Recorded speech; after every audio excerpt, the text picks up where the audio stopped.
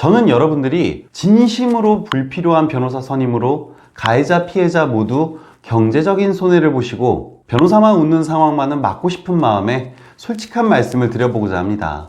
단순 폭행 사건의 경우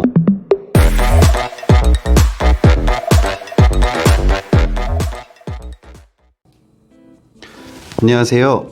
오직 당신만을 위한 법률사무소 여운 김환섭 변호사입니다. 여러분, 일반인들이 일상생활을 영위하다가 가장 많이 연루되는 사건이 무엇이라고 생각하시나요? 저는 폭행이라고 생각합니다. 친구 간에 또는 직장 내 술자리에서 술자리가 아니더라도 타인과 사소한 말다툼으로 결국 순간의 화를 누르지 못하고 발생하는 경우가 다반사입니다. 아마도 이 영상을 보시는 분들은 앞으로 발생할 범죄를 예방하고자 시청하시는 분보다 이미 사건에 연루되어서 답답한 마음에 유튜브를 검색하시는 분들이 대부분일 텐데요. 오늘은 다양한 케이스로 사건에 휘말려 있는 당신에게 유익한 내용 몇 가지 핵심만 추려서 말씀드려보고자 합니다. 총 3가지입니다. 첫 번째, 이런 것도 폭행죄가 될 수 있나요? 두 번째, 합의금은 도대체 얼마가 적당한 건가요? 세 번째, 과연 제 사건이 변호사 조력까지 필요한가요? 이 3가지에 대해서 중점적으로 알려드리겠습니다. 자, 첫 번째로 이게 과연 폭행이 돼? 라는 것들을 한번 간단히 살펴볼 텐데요. 이거 살펴보기 전에 앞서서 우리가 원칙을 먼저 잘 알아야 합니다. 우리나라 형법은 과실범 처벌 규정이 따로 정해져 있지 않은 이상 처벌할 수 없다라고 합니다. 간단히 말해서 폭행죄는 과실범 처벌 규정이 별도로 없으므로 과실에 의한 폭행죄는 사실 성립하지 않습니다. 다만 폭행죄라는 게 무조건 대놓고 상대방을 고의로 가격한 사안만이 존재하는 것은 또 아니라는 점입니다. 자, 더 구체적으로요.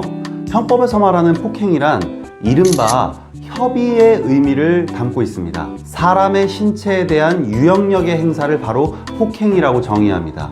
그리고 반드시 신체에 대한 직접적인 접촉을 요건으로 하는 것은 또 아니라고 정의합니다.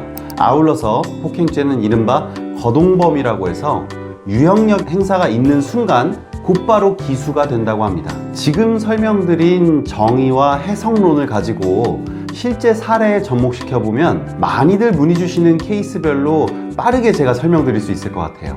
첫째, 상대방을 살짝 밀치기만 해도 폭행이 될 수 있나요? 둘째, 멱살 잡기만 해도 폭행이 성립되나요? 셋째, 신체적 접촉은 없었어요. 근데 제가 약간 주먹을 쥐고 올리는 행위까지는 했어요. 넷째, 상대방한테 저 때린 적은 없고요. 침만 뱉은 적 있어요. 다섯 번째, 전화를 통해서 저는 반복적으로 그냥 고성 지르면서 욕설까지만 했어요. 원리 원칙으로 돌아가면요, 해석론적으로 결국 이거 모두 다 폭행죄에 해당합니다. 여기에서 더 나아가서 조금 애매한 케이스를 문의 주신 점을 설명을 드리면, 제3자 사이에 발생한 싸움을 말리려다가 제가 유형력의 행사를 하는 것도 폭행죄가 성립되나요? 이 부분은 사실 다툼의 여지가 있기 때문에 제가 좀 뒤로 빼놨습니다. 행위 사실을 구체적으로 분석해 보아야 할 텐데요. 원칙적으로 당연히 싸움을 말리는 행위만 있었다면, 소극적 방어 행위나 말리는 행위만 있었다면 폭행죄는 성립되지 않습니다. 다만 폭행의 피해자는 사실 보통 자신이 최대한 큰 피해를 당했다고, 그리고 집단으로 폭행당했다고, 혹은 말린 것이 아니라 날 밀고 잡아당겼어요 라고, 그래서 내가 넘어졌어요 까지 이렇게 말하는 등 주장을 하는 경우가 비일비재하고요. 의뢰인은 결국 폭행으로 입건되는 경우가 많습니다.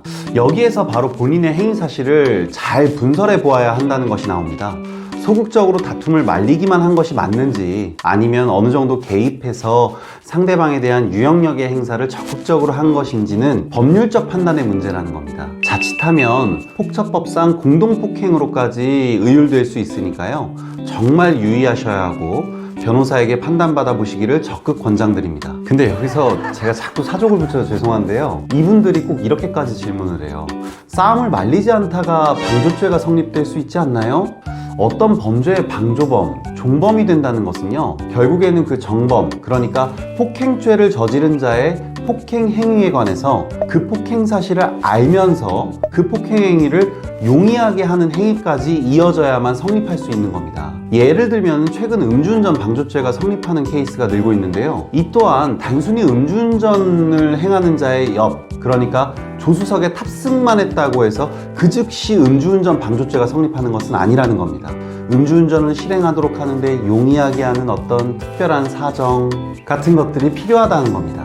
따라서 싸움을 말리지 않았다는 사실 자체만으로는 그 즉시 어떤 범죄 행위에 연루되는 것은 아니라는 겁니다. 정리해서 말씀드린 것처럼 형사상, 실무상 폭행이라는 것은 정말 넓게 보고 있습니다. 쉽게 말하자면 상대방에 대해서 위해를 가한다는 의사를 가지고 어떤 적극적 행위를 했다면 본인이 폭행죄로 형사 입건될 수 있다는 점을 반드시 유의하여 주시기 바랍니다. 자, 다음으로 합의금에 관해서 말씀드리겠습니다. 사실 여러분들이 가장 궁금해하는 것일 텐데요. 아마 다른 매체나 다른 상담을 통해서 알아보시면 케이스 바이 케이스라는 답변을 많이 보셨을 겁니다. 사실 이렇게 안내하는 변호사님들도 틀린 말씀하는 것은 아니거든요. 실제로 똑같은 상황이어도 누구는 50만 원에 누구는 1000만 원의 합의를 봅니다. 자, 그러면 이 상황을 우리는 어떻게 해석해야 되고 어떻게 대응해야 할까요? 합의금을 책정하는 데는 영향을 미칠 수 있는 다양한 요인들이 있습니다. 특히 정말 극현실적으로 상호 처해진 상황, 뭐 전과라든가 신분이라든가 경제적 상황 같은 거, 그리고 개인의 성향, 성격, 좀 쉽게 표현하면 성품까지도 이 합의금에 큰 영향을 미칠 겁니다.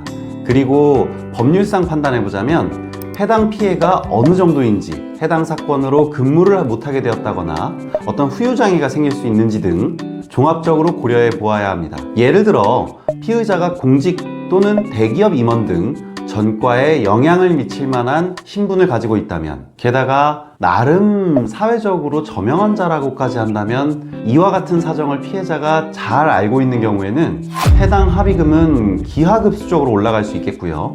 반대로 피의자가 기초생활수급자거나 전과에 큰 영향이 없을 경우에는 피해자 입장에서는 상대방에게 단돈 1만 원도 받지 못할 수도 있는 겁니다. 그렇다고 손해배상 청구 소송을 별도로 진행하자니 큰 금액을 승소하기도 어렵고요.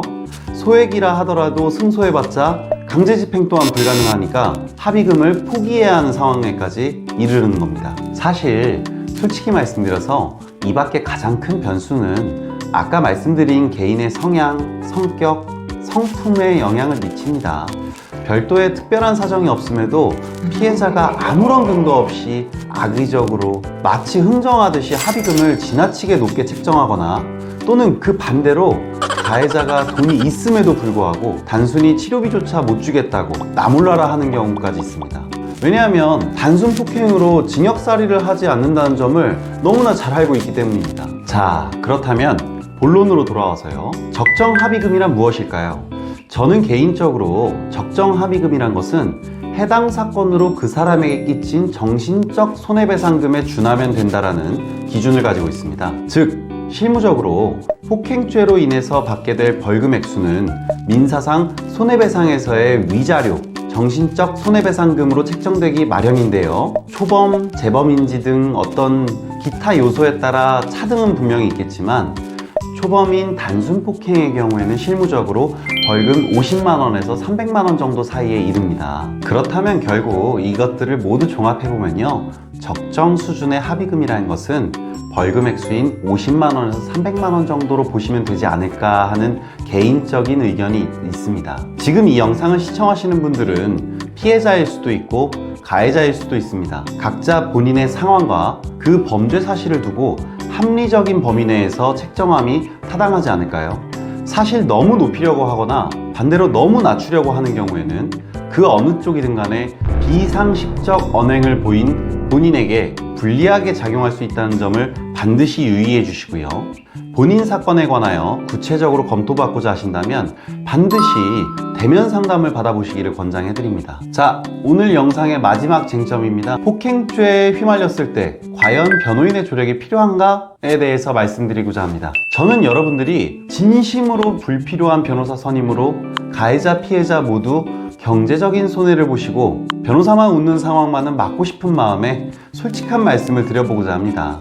단순 폭행 사건의 경우 초범이고 합의금 조율만이 관건이라면요, 변호사 수임료를 합의금에 보태는 것이 낫습니다. 이미 여러분도 아시다시피 폭행죄는 이른바 반의사 불벌죄로서 피해자의 의사에 반하여 공소를 제기할 수 없는 처벌을 할 수 없는 범죄입니다. 정의 모르시고 필요하다고 판단이 되신다면 명확한 합의서 양식이라거나 기타 자문 정도까지 받는 것이 여러분에게 가장 현명한 판단이 되지 않을까 싶습니다. 그 외에 본인이 처한 상황이 동종 내지 이종의 전과가 수회에 이르는 상황이거나 또는 누범 내지 집행유예 결격기간에 해당한다거나 아울러서 피해자가 지나치게 과도한 합의금을 요구해서 본인으로서는 도저히 피해자와 합의하고 싶지는 않지만 그렇다고 해서 처벌은 또 두려운 경우, 마지막으로 공직이나 대기업에 근무하시면서 전과에 민감하신 경우라면 반드시 본인의 상황을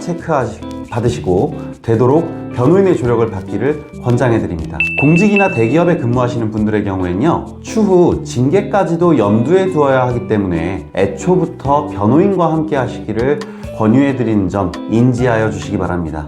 그리고 미처 설명드리지 않았지만 만약 행위 사실 자체에 대해서 다투고 싶은 억울함이 있다면 그 부분에 대해서는 구체적 상담 후에 변호인의 조력 여부를 선택 결정하여 주시기 바랍니다. 본 영상에서 지금까지 다루지 않은 상해죄, 다중 또는 위험한 물건에 의한 특수사건에 해당하는 경우는요, 후속편으로 상해, 특수사건에 대해서 다루어 볼 예정이니까 다음 영상을 참고해 주시기 바랍니다.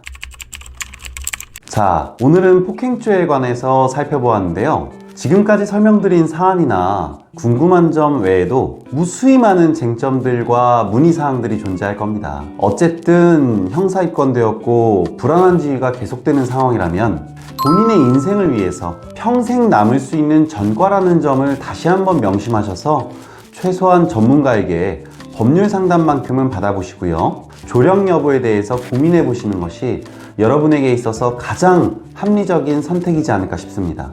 여러분들이 겪고 계시는 그 고통과 불안의 여정에 법률사무소 여운 김환섭 변호사가 함께 하겠습니다. 오늘도 시청해 주셔서 감사합니다. 감사합니다.